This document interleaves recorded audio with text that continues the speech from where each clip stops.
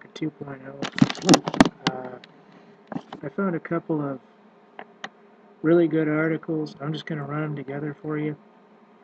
I think individually they all kind of speak the same language, but each one has a different take on it. And if I post it individually, I'm afraid that nobody will really have the fullness of this. Alright, I got a story from before it was news, and I'm just going to go into the details of it, because this seems to be something churning that none of the other sites and anyone else is really talking about. I'm just going to read it as is. This is by, this would be, the title is, What Did Putin Say? Will Russia Win World War III by 2017? Thursday, December 25th, 2014. So this information's already out there and already old. But it has some information that I think we all need to kind of put together. Now I'm just going to read it as is. This comes from the person who wrote this, not me.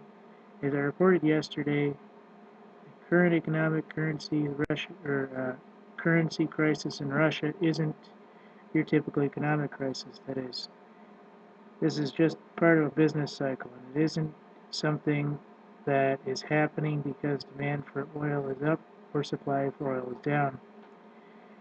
The U.S. is in a very tough spot currently. Several years of expansionist inflammatory policy of the Fed, U.S. economy bubble that is about to pop. In order to prop up the dollar while simultaneously printing trillions, the U.S. has decided to use military force to force nations to sell their natural resources for dollars.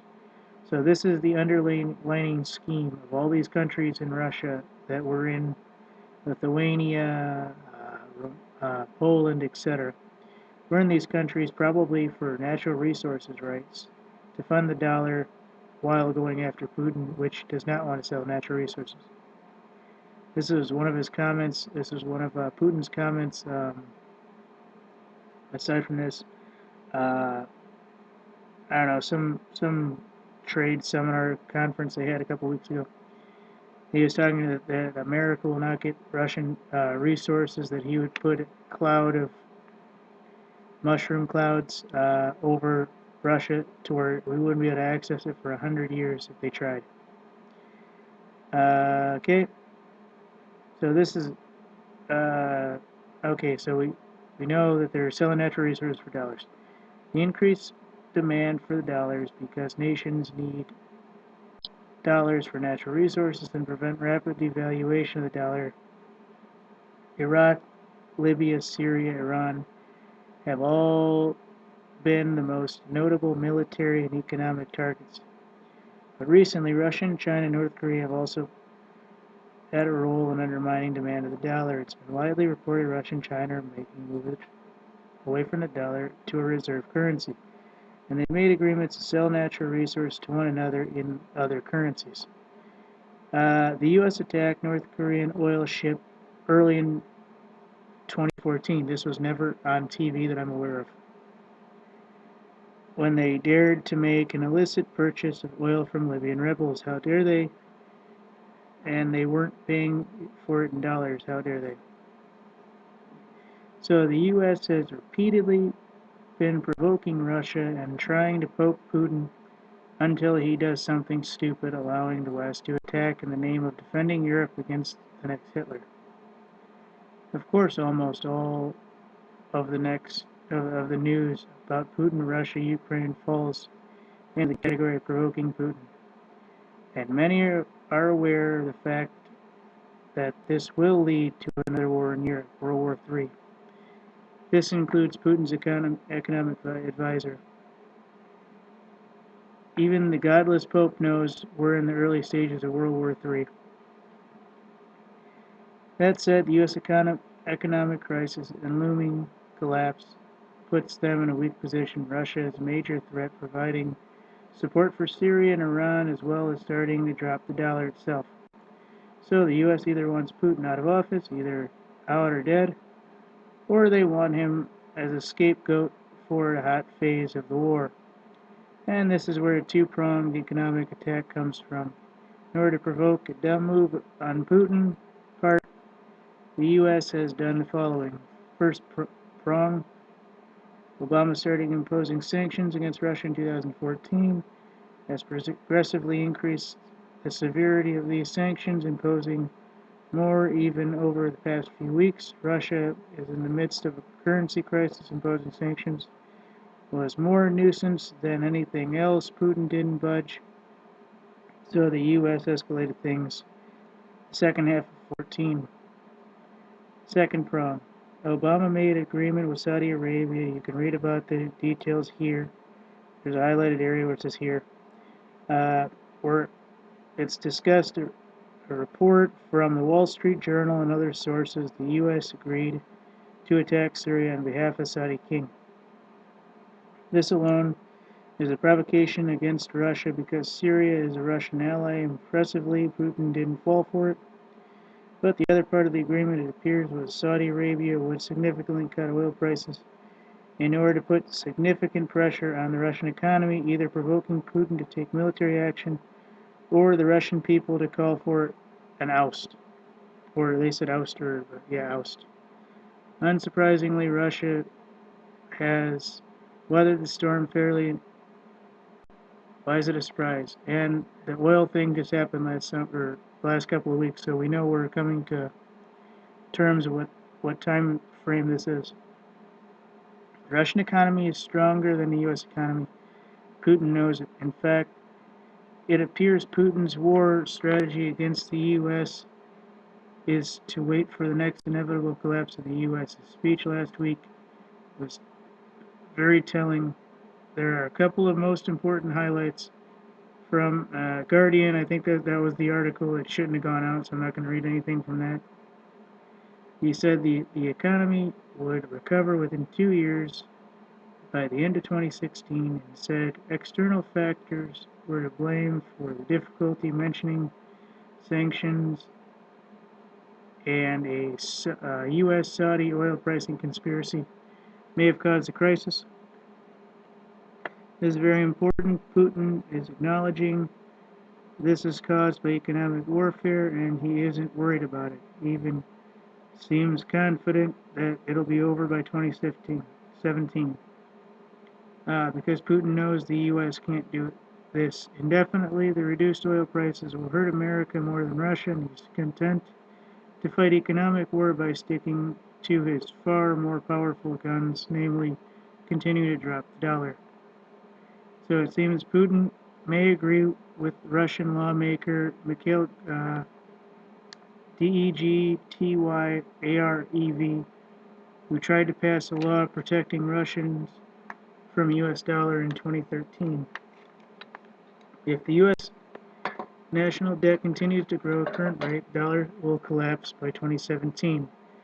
This guy said in his legislation. If Putin agrees with this, or even thinks that the collapse will come a little bit earlier, it isn't easy to see why he feels comfortable patiently waiting for the economic collapse in a couple of years. After all, it will be far, far worse for his enemies in the West. What to expect 2015, 2016? Get more specific on what we'll see in 2015, 2016. Here's a list of 6 things, and they don't really list anything. Oh, okay. Click here to continue reading. I'm clicking here. Okay, that didn't lead to anything. Alright, I'm going to go on to this.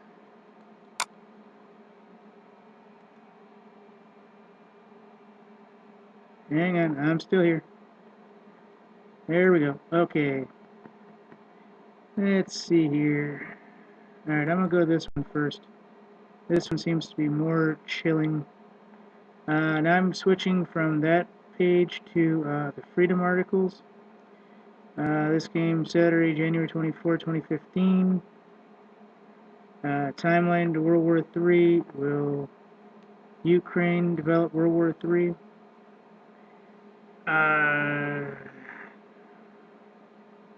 Okay, I'm wondering where to really start this, but I'll just go ahead. Uh, I'll start in the chilling three-world predictions of Freemason Albert Pike. This comes from freedomarticles.toolsforfreedom.com/timeline to World War III while Ukraine develops slash.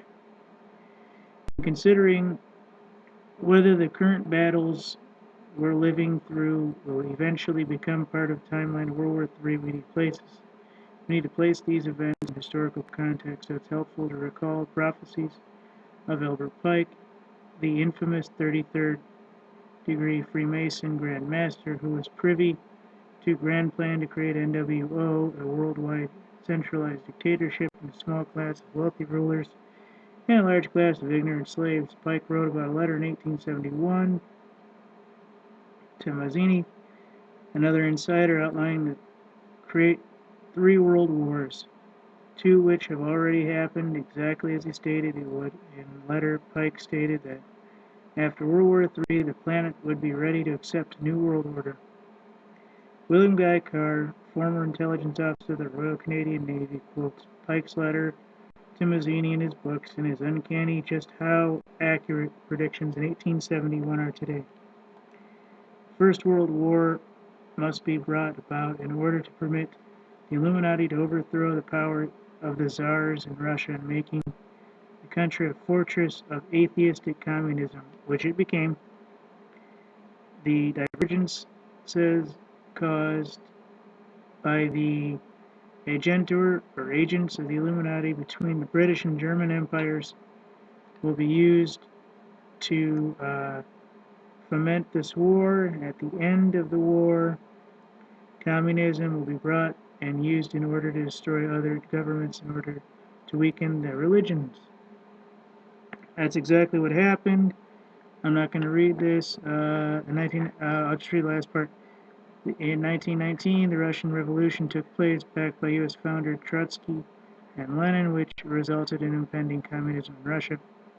The Second World War must be fomented, should say fermented, I think, but fomented by taking advantage of the differences between fascists and political Zionists.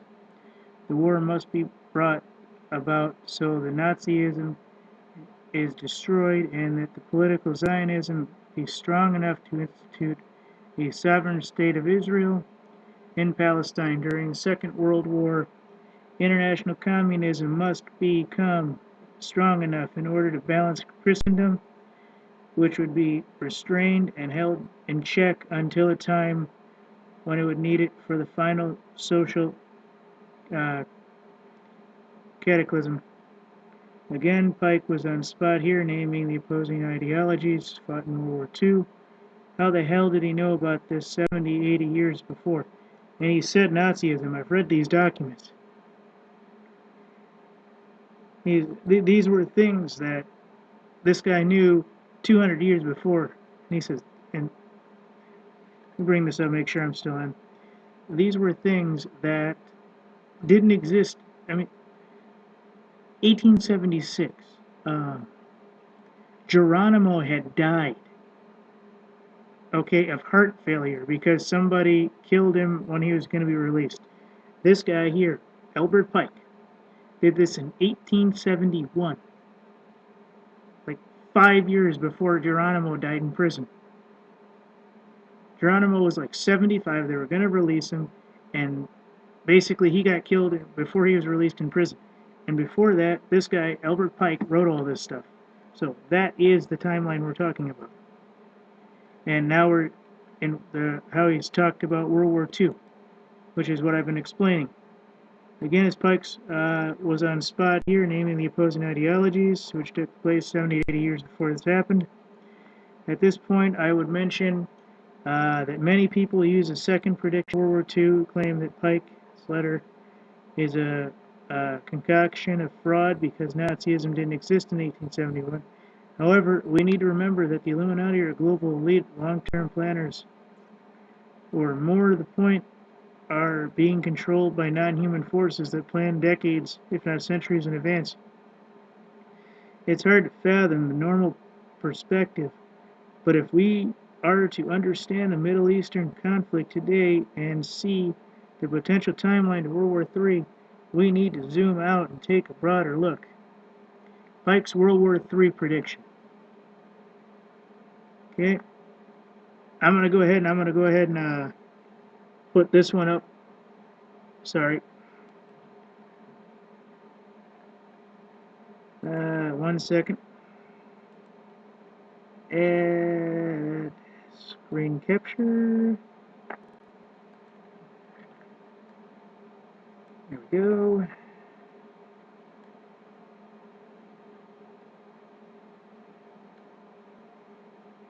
I'm just going to use this for the World War III prediction right here.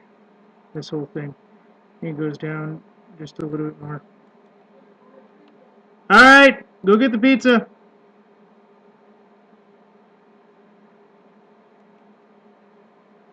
Yep, wrong one. No! Still need to zoom in one more time. Okay, here we go. Okay, that's actually good. Pike's World War III predictions. Okay, give me 1 more second. I need to do one thing on this screen. We need layout. I know you can't see what I'm doing, but keep ratio. Extend this. Alright, here we go. Let's see, can I make this bigger? It doesn't matter if I cover up this, we know what it's about. And if I can extend this just a little bit. Yeah, you can read that. Okay. If I zoom in anymore, this is going to be cut off over here. And it's going to go way over here, and I'm going to scroll back and forth. So this is probably as good as we can get it right now. The Third World War must be fomented by taking advantage of the differences caused by a juntor of the Illuminati between the political Zionists and the leaders of the Islamic world. The war must be conducted in such a way that Islam, the Muslim Arabic world, and the political Zionists, the State of Israel, mutually destroy each other. Meanwhile, the other nations, once more divided on this issue, will be constrained to fight to the point of complete physical, moral, spiritual, and economic exhaustion. We shall unleash the nihilists and the atheists, and we shall provoke formidable social cataclysm, which, in all its horror, will show clearly the nation's efforts to absolute atheism, origin of slavery, and the most bloody turmoil. Then everywhere, the citizens obliged to defend themselves against the world minority of revolutionaries will exterminate those destroyers of civilization and the multitude delusioned with Christianity whose deistic spirits will from the moment without whose deistic spirits will from that moment be without compass or direction, anxious for an ideal, but without knowing where to render its adoration, will receive true light through the universal manifestation of a pure doctrine of Lucifer, brought finally out in the public view. This manifestation will result from general reactionary movement which will follow the destruction of Christianity and atheism, both conquered and externalized at the same time. Many of the current conflicts in the Middle East, whether Zionist in Gaza, West Bank, or covertly Zionist in their backing, Al-Qaeda, ISIS, ISIL, IS, or whatever the heck they're calling themselves now, is attributable to the U.S.-Israeli axis of terror when Israel is not directly exterminating Muslims and Arabs in Palestinian genocide. It is funding extreme Islamic terrorists to segment and weaken all the Islamic countries surrounding it. Okay, so basically they're playing both sides here. Brandon Turbeville recently did some excellent analysis exposing this, and considerable evidence, you guys can read this stuff, that Israel's Mossad orchestrated 9/11 on American soil. What was it said? Rabbi Finkelstein actually came out and said this here in that one video that I showed. So this is probably pretty much true.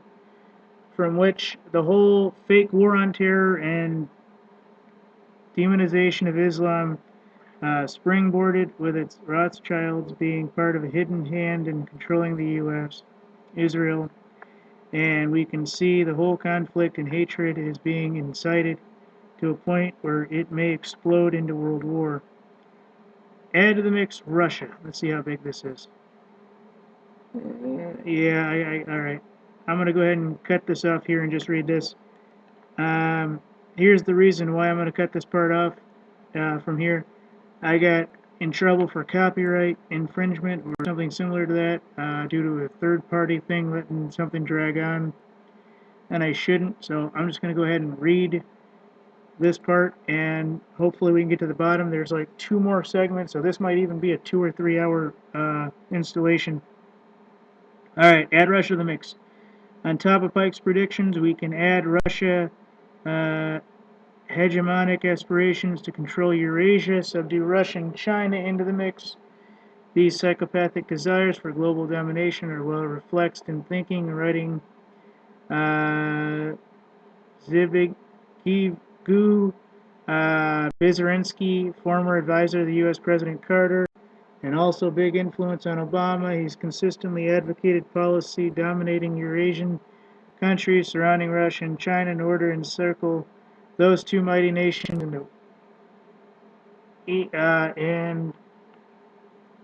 and one day defeat them.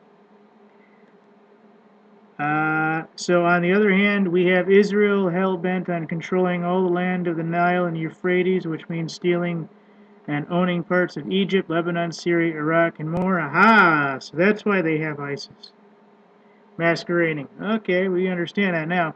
Teamed up with military-crazed U.S. hell-bent dominating all of Eurasia, being turned against those Islamic nations that refuse to become puppets to the state of America, Syria, and Iran. Supported by Russia and China. The EU will be brought in on the side of NATO and America. That's happening right now. We're in like 5, 6, 7, 8 different countries over there.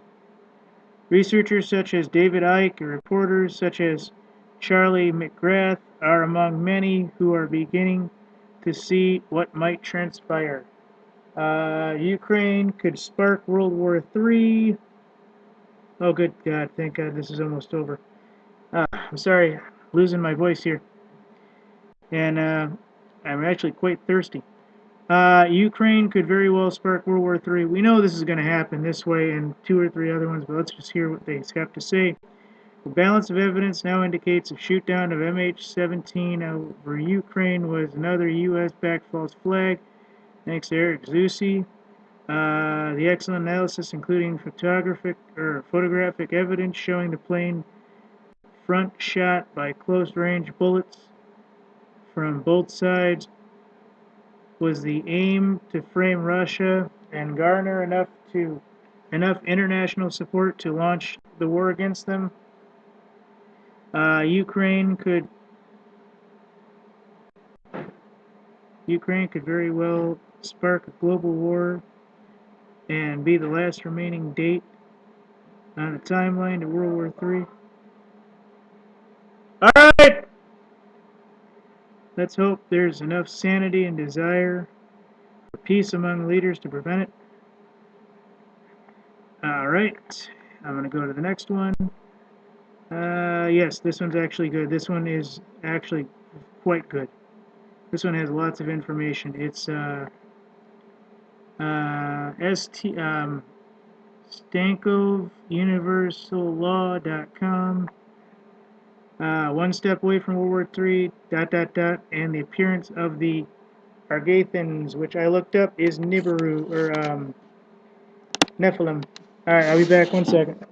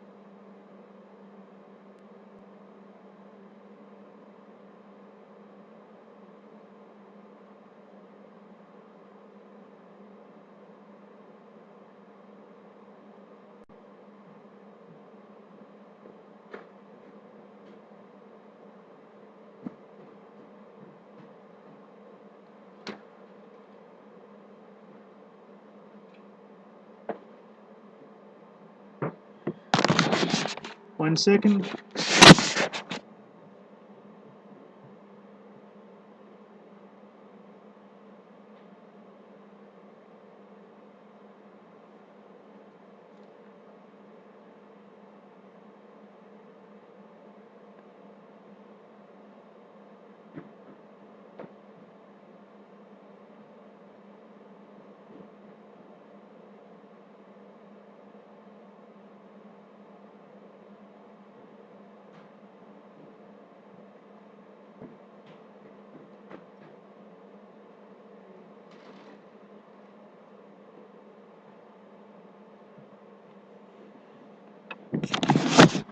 Alright, I'm back. Okay, One Step Away from World War III and the Appearance of the Earthens. By George Stankov, December 8, 2014. www.stankovuniversallaw.com. Okay. Let's see how much of this is actually here. Okay, there's quite a lot. Wow, there's a lot. Alright, I'll just kind of abridge this since I read some of it earlier. I might not even get into this next one. Oh good, I don't have to. That last one's actually junk. Okay, so this is the one by George Stankov, December 2014. There's a flurry of surprising and unrelated activities in the capital leading to the world powers that leave one possible conclusion, and this is the one to focus on, people. I apologize if I sound like I'm out of breath, but I'm trying to read this as fast as I can to get all the information out that I can while the real world actually is happening all around me. There's only one possible conclusion. We're one step away from the outbreak of a major military conflict triggered by U.S. NATO against Russia that will soon escalate devastating nuclear war unless the Agarthans appear and nullify the risk. Sorry. The Agarthans, as I said, are supposed to be Nephilim. Basically, some ET breed somewhere. I think Agarthans, I think if you remember, what was it, Stargate had something similar. I think this is the Greys that they're going to put out there as the holy saviors. Even though I'd rather have it be, someone a little more human looking, but that's alright. Greys can do the job. I'm happy with the Greys. And this is precisely what we would expect to happen coming days. Please observe that the Agarthans are already among us. The official emergency will only coincide with the final attempt of the dark ruling Kabul in the West to unleash global catastrophe in order to install NWO. The whole world politics is one big smoke and mirror show now. Only on Saturday that we read that an emergency meeting was held in the morning in Moscow between President Putin and French President Francois Hollande. That's why I'm just going to pronounce it so I can skip through this real quick. This surprising, mysterious meeting between the two heads at the time stated at the time when the French president announced indefinite postponement of the delivery of the two Mistral warships to Russia under massive American pressure, and when the West proclaims on every occasion how isolated Putin is, seems more than bizarre. You must remember that John Source is some dude that this guy knows that we don't know about. Said months ago, unfortunately, I could not find the link, yada yada yada, that final catastrophe events have been triggered from France through a massive glitch in political security. We know about the French bombings already. Well, we know that such forecasts are tilted in favor of, let's see here. Forecasts are always probable alternative scenarios, but may or may not happen. If the balance of antagonistic forces is titled in favor of light, as is the case now on the uppermost mother planet. See, uppermost. In other words, we're on the surface. There are other levels. Then the negative scenario can be averted. This is precisely what happened this weekend. Okay, let's see. Did I? Nope. Okay. Why did Holland decide to suddenly land in Moscow on his way back from Kazakhstan to have an urgent meeting, secret meeting, with Putin several hours at the airport? And why was this meeting not reported by all the Western MSM? In other words, media agencies, as well as the case of the adoption resolution 758 in the U.S. Congress that flung the doors wide open for world war with Russia?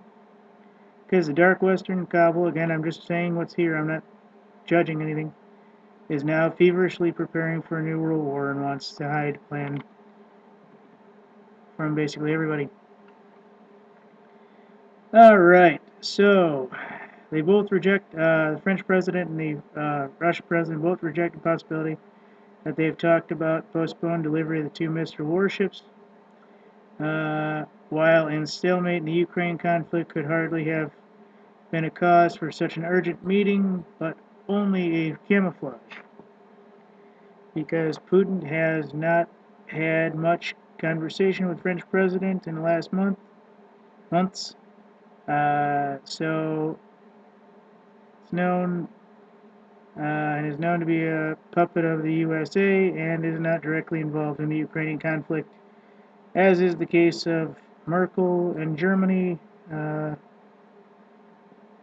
Edenser Stiftung NGO, who backed Klitschko and the current mayor of Kiev during the Nazi putsch in March, and his party, which participates in the current ruling Nazi coalition. Again, a lot of backstories that I am not familiar with. I'm just reading the info. It could be satire or it could be actual Nazism there. I have no idea, and I have no way of knowing.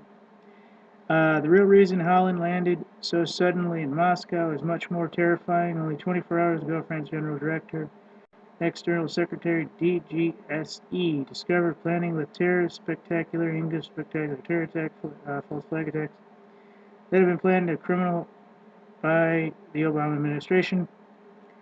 As reported by RT early Saturday, December 6, President Holland was en route to Paris from the state of Kazakhstan when his plane requested an immediate emergency flight path diversion to Moscow's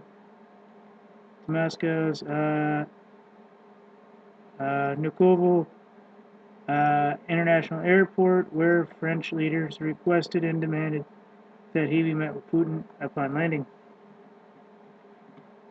Upon President Holland's arrival at VIA, this report continues. He was escorted with his security and intelligence entourage to the government's terminal to facilitate safe room that protects its occupants from electronic surveillance.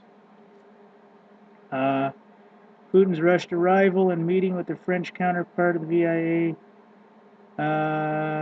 President Holland began detailing how his country's DGSE had informed him of uncovering of an Obama regime plot to stage massive false flag attack, blame of which would be placed on Russia.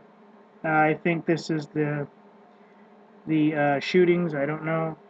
Again, I have little to no real insider information on what this guy is really referring to, so I'm just going to read it as is. President Holland has admitted to Putin his fears that Russia would be forced to retaliate against the United States, according to well-informed Russian sources, and has expressed alarm that French catastrophes impacted by such a conflict, which he and his meeting with Putin has attempted to prevent.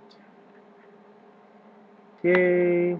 Oh God. All right, we're about halfway through, folks. Just hang in there. A little bit further to the bottom, it talks about a plan for a WMD, which has not yet happened yet. It's not yet known. These two heads of state have discussed in detail but it is a matter of fact that immediately after this meeting, Putin ordered urgent deployment of the S-400 Triumph and Panzer S-1 surface-to-air missile systems, as well as Kasta radar station in central Moscow. Same morning on December 6th, the whole meeting was omnibus, as it came one day after the U.S. Congress passed a declaration of war against Russian Federation, against what is in essence a declaration of war against Russian Federation. All right, so you have it here. It says here it's House Resolution 758 was passed overwhelmed by U.S. Congress and American people without American people's knowledge and consent, as described by award-winning author, professor of economics, emeritus at the University of Ottawa, Mikhail Chosdovsky, who stated his reaction. I'm not going to read his reaction, I don't care.